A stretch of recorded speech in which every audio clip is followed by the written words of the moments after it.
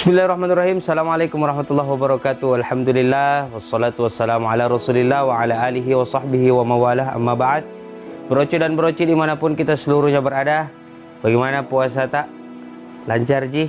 Aman-aman di puasa tak? Dan bagaimana PSBB? Sholat tarawih tak bagaimana? Karena sekarang ini kondisinya pemerintah kita menyisir seluruh masjid untuk tidak digunakan dulu untuk sementara waktu sholat tarawih berjamaah di masjid. Tapi sabar-sabar broco nah, 14 hari saja. Kalau tertib kini 14 hari, maka insya Allah di hari berikutnya setelah PSBB ini kita akan sholat tarawih lagi di masjid berjamaah secara bersama-sama pula. Oke broco, di video kali ini kami menghadirkan segmen terbaru dari Muhammad Irsyad Abdullah Channel, yaitu Tanya Ustadz, di mana kami beberapa waktu yang lalu kami posting video kami di Instagram, meminta kepada seluruh brocuk dan broci dimanapun berada membuat satu video itu berisi pertanyaan-pertanyaan seputaran agama, pertanyaan-pertanyaan seputaran puasa, sehingga di segmen Tanya Ustadz ini kami menjawab pertanyaan-pertanyaan yang brocuk dan broci kirimkan kepada kami. Dan alhamdulillah ternyata antusias dari brocuk dan broci ini amat sangat luar biasa, dan kami tim sudah mengumpulkan beberapa video pertanyaan dari brocuk dan broci, dan insyaallah di video kali ini kami berusaha untuk menjawab keluhan-keluhan atau pertanyaan-pertanyaan dari brocuk dan broci dimanapun Anda berada. Oke, kita simak video berikut ini. Assalamualaikum Ustadz Brojo. Saya ingin bertanya, bagaimana menurut Ustadz ketika tarawih dilakukan dan berjarak 1 meter antara jamaah yang lain? Apakah itu sholatnya sah dikatakan berjamaah atau tidak? Karena sepengetahuan dari selama saya belajar itu, ketika kita harus merapatkan saf, dan peraturan saat ini kita harus berjarak 1 meter. Bagaimana menurut Ustadz? Terima kasih. Brocu dan broci dimanapun kita seluruhnya berada, itu tadi pertanyaan pertama dari Sendetojo. Dari mana itu brocu? Karena dari saudari Tasya. Ya, karena ini tim tidak kasih kecatatan siapa-siapa namanya yang bertanya, makanya produser ini kayaknya harus lebih teliti lagi nih. Besok lain kali ditulis ya, Pak produser. Jadi pertanyaan pertama, bahwa bagaimanakah hukumnya sholat di tengah pandemi ini, di tengah wabah COVID-19 ini berjarak. Nah, memang kemarin ada himbauan untuk sholat berjamaah tetap dilakukan, tapi safnya itu berjarak. Jadi 1 meter, ada yang setengah meter, ada yang beragam lah jaraknya brocu. Ya, ada yang ukuran 1 tehel saja, kita di sini 1 tehel kosong di sebelah kanan tak, kemudian ada lagi di tehel berikutnya. Jadi berjarak. Saya begitu mendapati himbauan ini, saya mencoba mencari dan bertanya kepada guru-guru saya, guru-guru kami. Karena Al-Fakir ini brocu, mohon maaf lahir batin, bukan untuk mengajari, tapi mencoba untuk membuat wadah kepada brocu dan broci yang ingin bertanya, yang kebingungan tentang bagaimana hukumnya ini. Jadi kesimpulannya adalah Nabi Shallallahu Alaihi Wasallam berkata, sawu sufufakum fa inna taswiyatas sufuf, lurus dan sempurnakan safmu. Ya, imam-imam di Masjidil Haram seringkali kita dengar wala takhtalif wa tarasu, jangan engkau bercerai-berai dari lurusnya safmu. Bahkan Umar radhiyallahu anhu itu berkata, kalau kamu tidak mampu untuk meluruskan safmu, maka pedangku yang akan meluruskan safmu. Ini dalil, ini pernyataan dari Nabi Shallallahu Alaihi Wasallam yang Nabi ajarkan kepada kita bahwa saf ini tidak boleh direnggangkan. Kenapa muncul aturan seperti itu? Karena yang pertama ada wabah, ya. Tapi ulama-ulama kita, separuh ulama-ulama kita berpendapat bahwa kalau safnya harus kita tetap luruskan dan sempurnakan saf sesuai dengan hadis Nabi, sawu sufufakum fa inna taswiyatas sufuf min tamamis shalah. Luruskan dan sempurnakan saf. Maka dari hadis ini kita menarik kesimpulan bahwa yang merasa punya penyakit flu, batuk, sakit kepala, demam, dan lain-lain sebagainya diharapkan untuk tidak sholat berjamaah dulu ke masjid. Kenapa? Karena ini bertentangan dengan sawu sufufakum. Makanya yang punya penyakit atau yang ada gejala-gejala influenza, sakit kepala, dan lain-lain sebagainya, ya, yang bisa mengundang datangnya virus corona tersebut, maka dihimbau untuk tetap sholatnya dilakukan di rumah.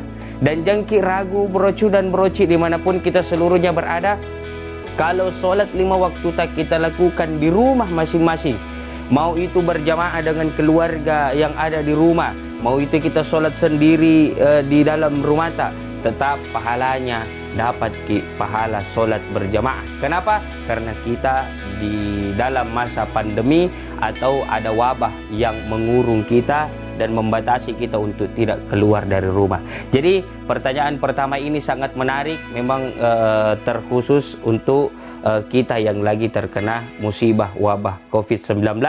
Jadi saya himbau ya kepada seluruhnya juga, saya jawab pertanyaannya bahwa tetap lurus dan sempurnakan saf.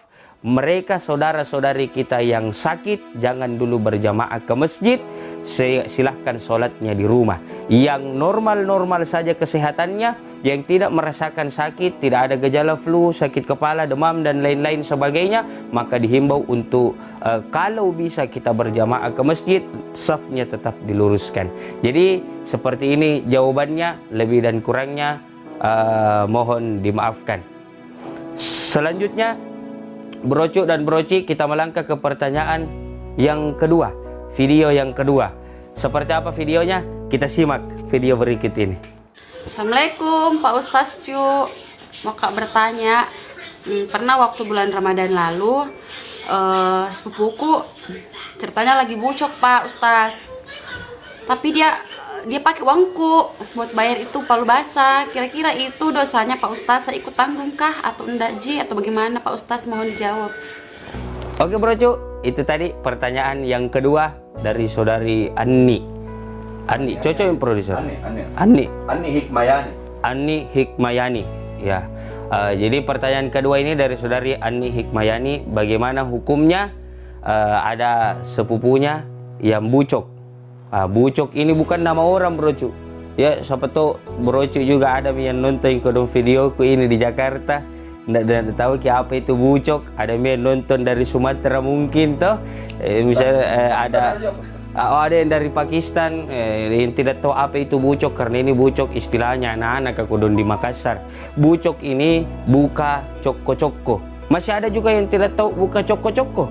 Buka coko-coko itu sembunyi-sembunyi. Jadi buka sembunyi-sembunyi.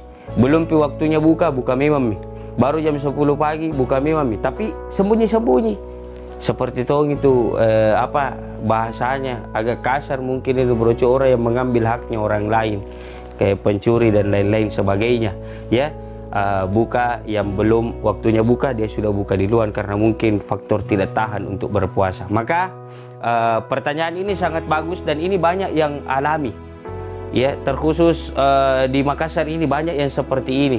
Banyak mungkin orang-orang yang berduit, orang-orang yang punya uang, sengaja minta na modali, na fasilitasi, buka kobedeng. Ini bentuk setan yang nyata. Ini bentuk setan yang nyata. Makanya kalau ada teman yang seperti ini, buka kobedeng, ini ada uangku 100.000, mau kau makan coto pakai uangku, yang penting buka kok. Maka perbanyak zikir, a'udzubillahi minasyaitonirrajim. Kami berlindung kepadamu ya Allah dari godaan syaitan yang terkutuk, ya. Karena yang kita hadapi saat itu betul secara jasad teman kita, tapi secara batiniah dia telah dirasuki oleh pikiran-pikiran setannya. Jadi brocu dan broci dimanapun kita seluruhnya berada, oleh karena itu jawabannya adalah kalau misalnya saya ini punya uang 100.000, saya suruh Mirwandex, mau kau buka, atau Mirwandex yang tawari saya, Ustadz, uang tak dulu mau buka coko-coko, ndak tahan, haus sekali mak ini kudung, lapar sekali mak ini kudung, anu ke ndak tahan sekali mak ini, mau buka coko-coko, mau buka puasa sembunyi-sembunyi, uang tak dulu 100.000, saya kasih uang Mirwandex 100.000, maka demi Allah saya juga akan dapat dosanya. Jadi ketika kita berbicara persoalan dosa brocu, siapa yang memfasilitasi dosa tersebut, siapa yang melakukan dosa tersebut, maka seluruhnya akan mendapatkan dosanya juga. Jadi saya tidak berbuka puasa sembunyi-sembunyi, tapi saya modali Mirwandex untuk buka puasa, maka saya juga yang akan dapat dosanya.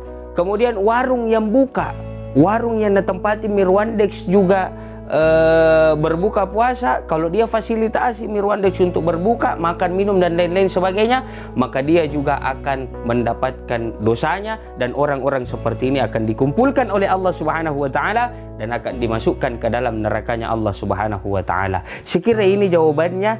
Makanya kita yang punya uang jangan sekali-kali memodali atau memfasilitasi mereka teman-teman kita yang mau buka coko-coko.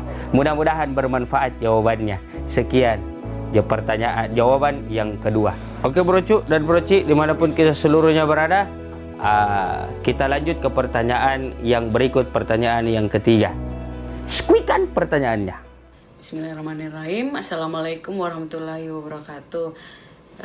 Pak Ustadz, saya punya pertanyaan ini. Ini pertanyaan sebenarnya pertanyaan saya dari beberapa tahun yang lalu. Jadi beberapa bulan puasa yang lalu, tahun puasa yang lalu, saya berniat untuk khatam Quran, tapi dengan sesuatu hal tidak jadi Pak Ustadz, sampai juz 10 aja. Nah, di Ramadan kali ini bagusnya saya mulai dari awal atau lanjut ki yang kemarin juzku Pak Ustadz.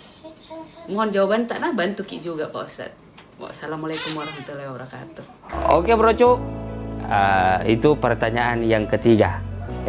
Bagaimana sebaiknya? Pertanyaannya bagaimana sebaiknya? Karena tahun lalu saudari ini membaca Quran cuman sampai di juz 10. Kenapa tidak dilanjutkan sampai khatam? Mungkin karena kesibukan dan lain-lain sebagainya, sehingga tidak bisa lagi untuk mengkhatamkan Quran. Tapi satu nilai plusnya, satu nilai plusnya yang ingin saya sampaikan adalah ketika Anda sudah berniat untuk mengkhatamkan Quran, lalu Anda membaca Quran, kalau dia sampai 10 juz, maka Anda akan mendapatkan pahala 30 juz. Ya.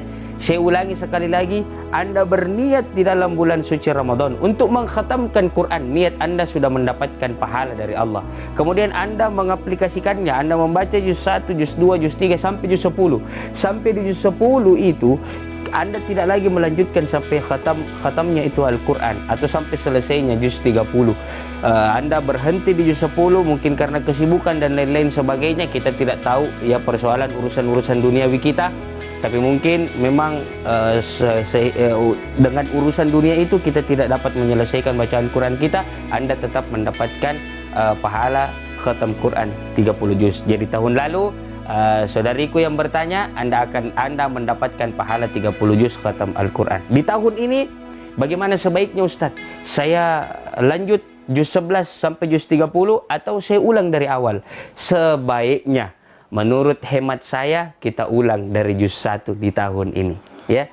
Metodenya gampang sekali kalau kita mau khatamkan Quran. Yang penting satu dulu, innamal a'malu binniyat, kita berniat, maka kita akan mendapatkan pahala lewat niat itu. Yang kedua, kita mulai membaca Quran, dimulai dari juz yang pertama, Bismillahirrahmanirrahim, Al-Fatihah, Alhamdulillahirabbil alamin. Kemudian masuk ke Alif Lam Mim, Dzalikal kitabu la raiba fihi hudal lil muttaqin, dan seterusnya. Kita membaca, kalau bisa kita buat program one day one juz, boleh. Ya, selesai salat maghrib 2 lembar, Isya 2 lembar, subuh 2 lembar, zuhur 2 lembar, asar 2 lembar. Maka satu hari kita selesaikan 1 juz. Dalam 1 bulan 30 hari, insya Allah kita khatam 30 juz. Mudah-mudahan Allah mengijabah niat mulia saudariku yang bertanya. Mudah-mudahan diberikan kelancaran dunia wal akhirah saudariku yang bertanya ini, dan bisa mengkhatamkan Quran di bulan suci Ramadan tahun ini. Sekira itu jawaban saya. Oke brocu dan broci dimanapun kita seluruhnya berada, terakhir saya ingin sampaikan bahwa teruslah motivasi diri ini dalam menjalankan amalia-amalia Ramadan. Teruslah mendorong diri ini, jiwa ini, batin ini, raga ini untuk senantiasa lebih mendekatkan diri lagi kepada Allah Subhanahu wa taala. Mumpung kita masih dipertemukan dengan bulan yang agung, bulan yang mulia, yaitu bulan suci Ramadan. Teruslah kita berkarya, teruslah kita beramal soleh, teruslah kita menanamkan amal jariah sehingga kita selamat dunia wal akhirah. Ya, terakhir brocu saya ingin sampaikan, dekatkan diri tak, dekatkan hati tak, dekatkan jiwa tak kepada Allah, sehingga Anda akan menemukan jalan yang terbaik, yaitu jalan menuju surganya Allah Subhanahu wa taala. Amin ya rabbal alamin. Sekira ini di konten kali ini, nanti pertanyaan yang selanjutnya kita bahas di konten berikutnya. Oke brocu, mohon kesabarannya menunggu jawaban-jawaban dari kami. Sekira ini yang dapat kami sampaikan pada kesempatan kali ini, mudah-mudahan bermanfaat. Wallahul muwaffiq ila aqwamit thariq. Wabillahi taufiq wal islah. Saya Muhammad Irsyad Abdullah. Jangan lupa subscribe, like, and share. Share sebanyak-banyaknya. Share kepada datuk tak, teta tak, opa tak, mama tak, bapak tak, sepupu tak, teman tak. Pokoknya semuanya brocu, supaya tambah semangat tak lagi bikin kontennya. Oke? Saya kira Assalamualaikum warahmatullahi wabarakatuh.